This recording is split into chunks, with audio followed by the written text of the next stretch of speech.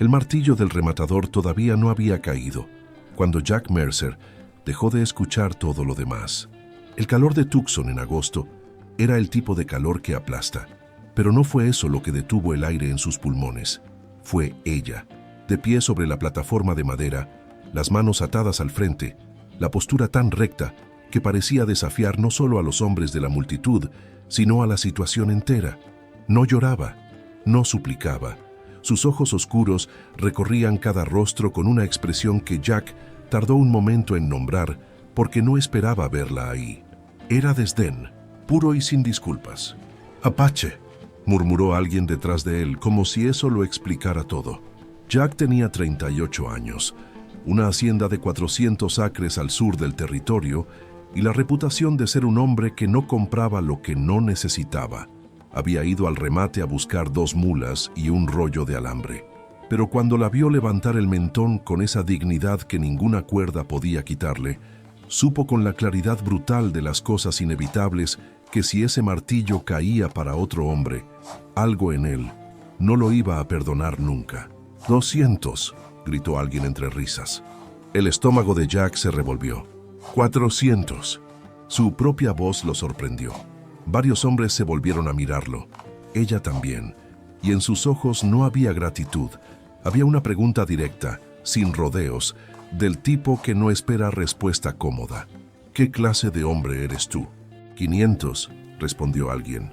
«700». El silencio que siguió era del tipo que pesa. 700 era demasiado para lo que estaba siendo subastado. Demasiado para algo que nunca debería haber estado en esa plataforma. El martillo cayó. Ella cerró los ojos un segundo, no en derrota, en algo que Jack interpretó, quizás equivocadamente, como una decisión tomada. Cuando los volvió a abrir, lo miraba a él. El camino a la hacienda tardó 1,5 días. Jack cabalgaba adelante, ella detrás en el segundo caballo, las manos libres desde la primera hora porque él había cortado la cuerda sin decir nada y sin esperar que ella le agradeciera. No hablaron el primer día. Jack no sabía qué decir que no sonara a lo que no quería que sonara. Ella, por su parte, observaba el terreno con la atención de alguien que está calculando rutas, distancias, posibilidades. Él lo notó y no dijo nada sobre eso tampoco. La primera noche acamparon junto a un arroyo seco. Jack preparó el fuego, puso agua a calentar, sirvió 2 platos y dejó uno del lado de ella sin acercarse más de lo necesario. Luego se sentó al otro lado del fuego y comió en silencio. Ella comió también. Después habló. «¿Por qué lo hiciste?» Jack pensó antes de responder, porque la pregunta merecía una respuesta honesta y no una cómoda.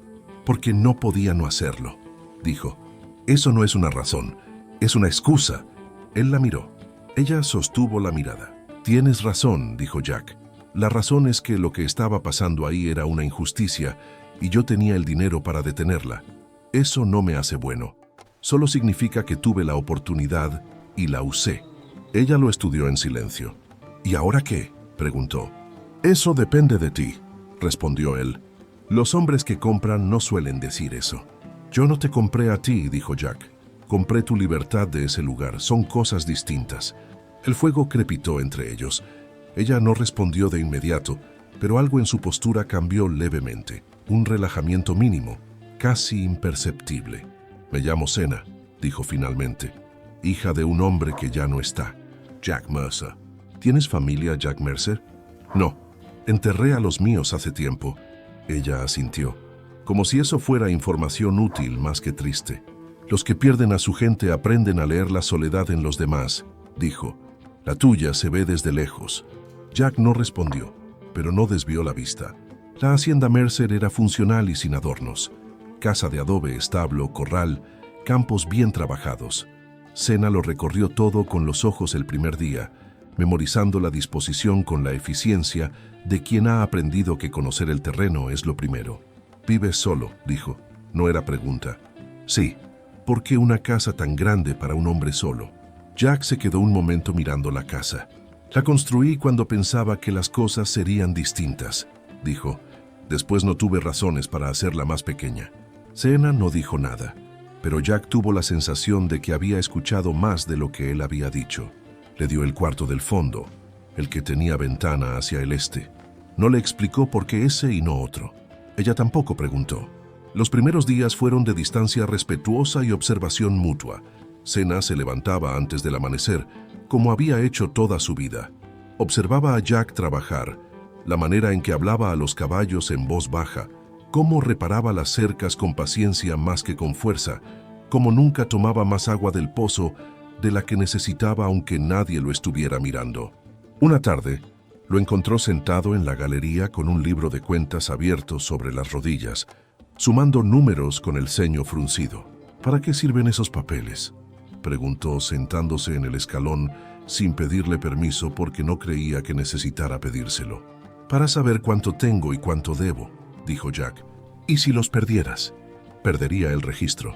Pero no lo que sabes. Sena miró el campo. Mi gente guarda lo que importa aquí. Se tocó la sien. Nadie te lo puede quemar. Jack cerró el libro. Eso funciona mientras la memoria funciona, dijo. Y los papeles funcionan mientras no llueve demasiado, respondió ella. Él casi sonrió. Fue tan rápido que Sena no estuvo segura de haberlo visto. Una semana después de su llegada, Sena le dijo que quería ir al río que quedaba a 3 millas al norte, sola. Jack no preguntó por qué.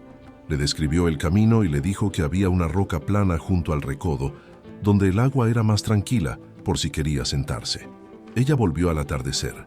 No dijo a dónde había ido ni qué había hecho, pero cuando entró a la cocina y empezó a preparar la cena sin que nadie se lo pidiera, Jack entendió que algo había cambiado, aunque no hubiera palabras para señalarlo. ¿Puedo preguntarte algo?, dijo él esa noche. Puedes. No prometo responder. ¿Qué hacías cuando te capturaron? Sena tardó. Buscaba plantas medicinales, dijo. Me alejé más de lo que debía.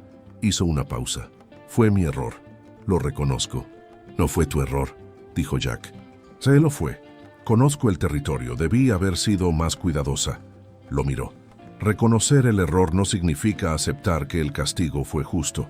Son cosas distintas. Jack reconoció sus propias palabras de la primera noche en las de ella. Algo en eso le produjo una sensación que tardó en identificar. No era orgullo exactamente, era algo más parecido al reconocimiento. El problema llegó desde el pueblo. Como siempre llegaban los problemas en el territorio. El hombre que había pujado contra Jack en el remate se llamaba Doyle. Era dueño de un rancho al norte, con más tierra que criterio, y la costumbre de tomar lo que quería cuando podía. Había perdido la puja y no lo había olvidado.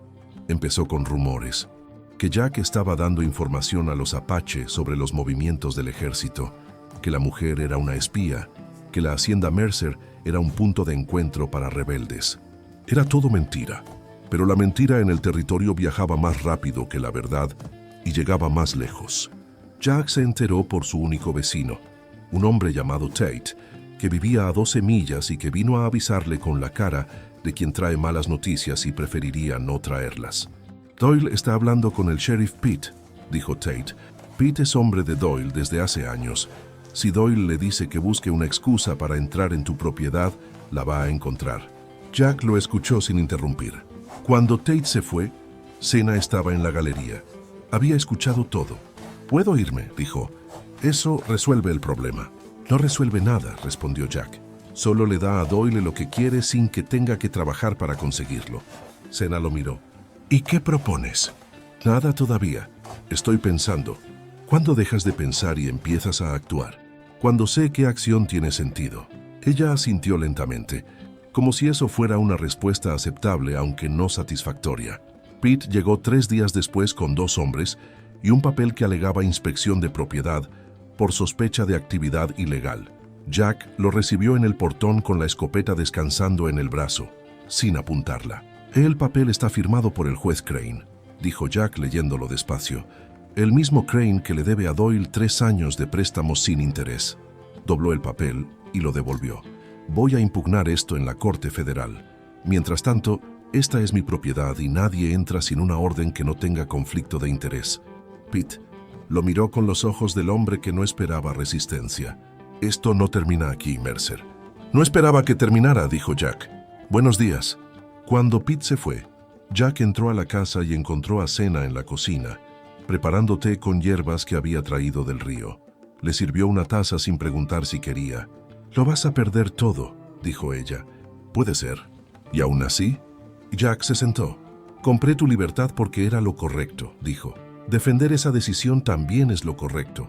Si lo uno valía la pena, lo otro también. Cena lo miró durante un momento largo.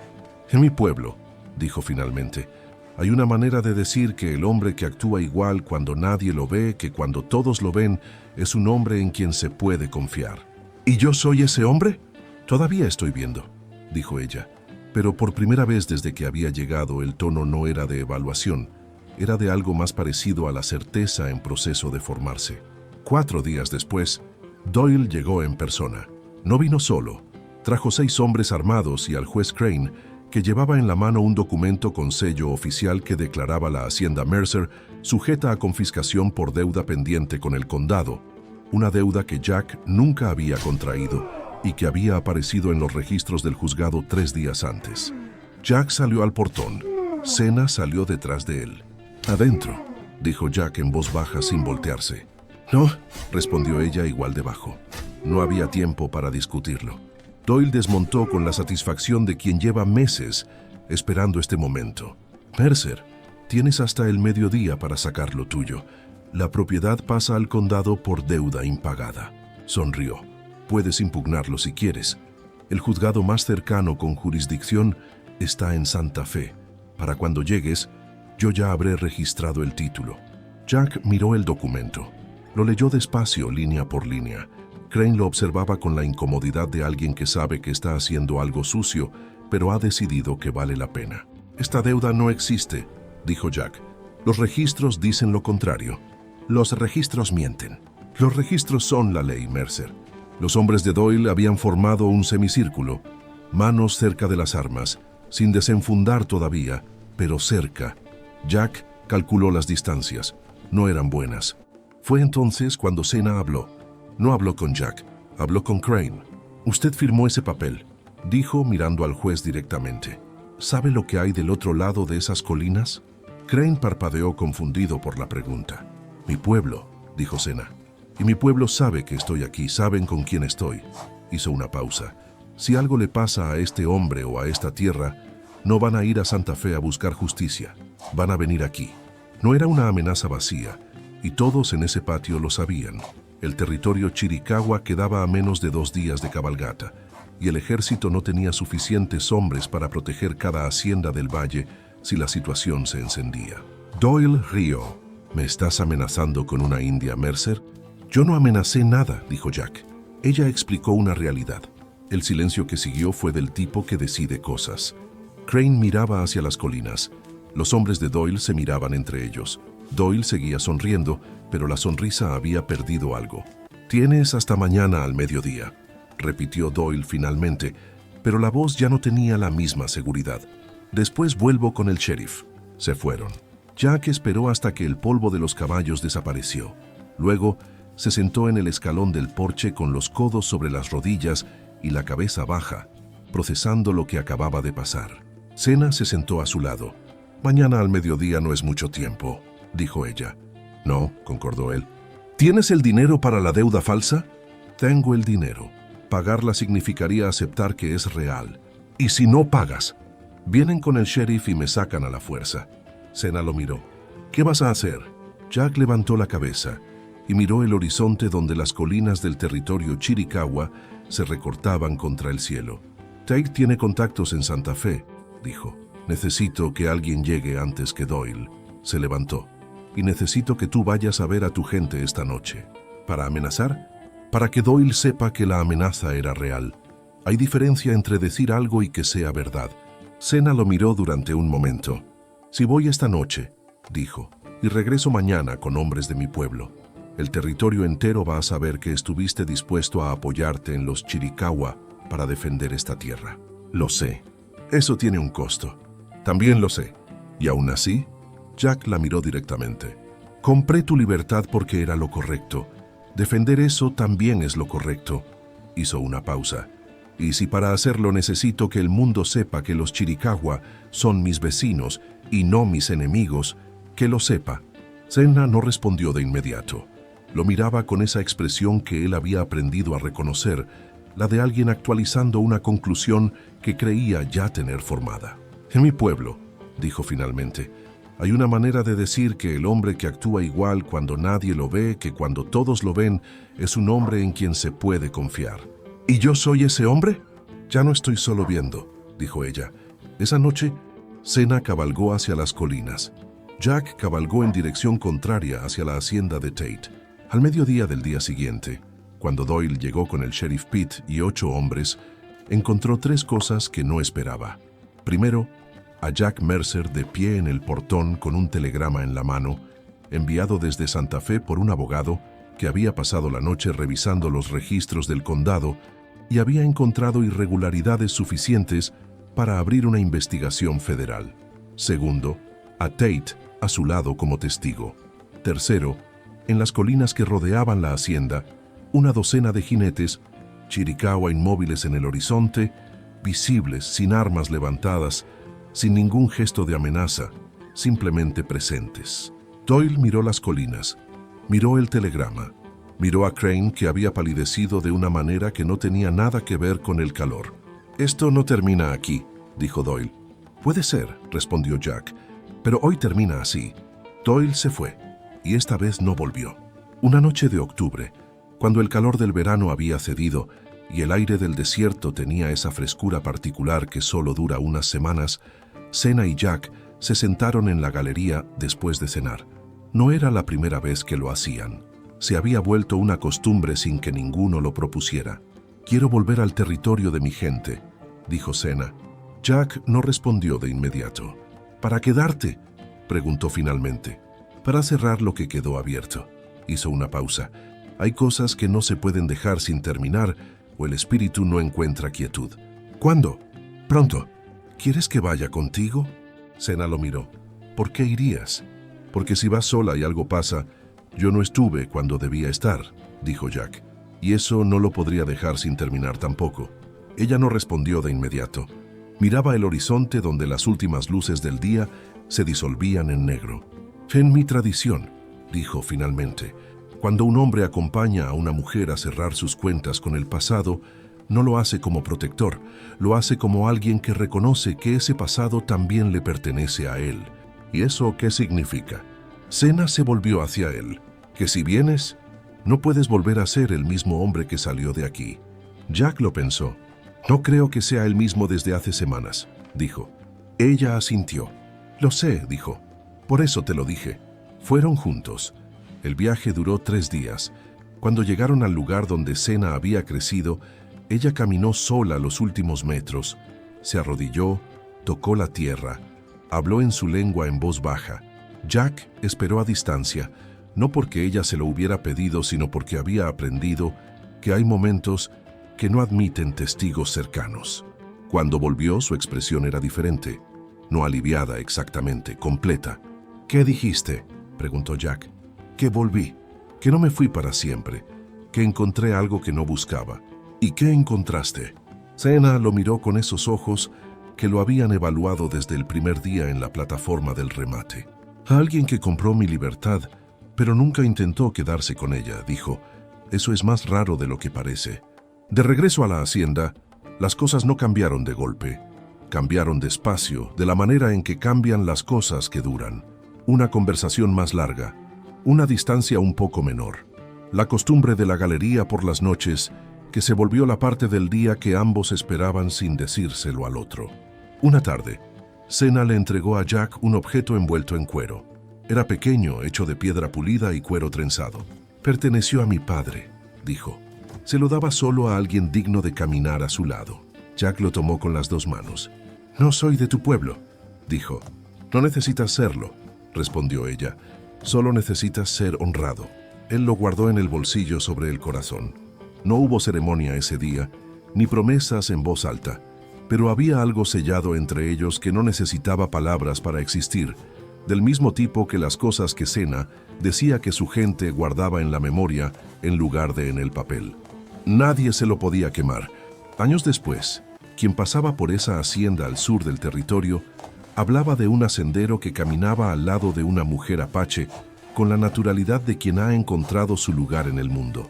No había explicaciones, No había disculpas. No había necesidad de ninguna de las dos cosas. Ella lo había elegido a él, y eso, en ese mundo y en cualquier otro, valía más que cualquier precio que se pudiera pagar.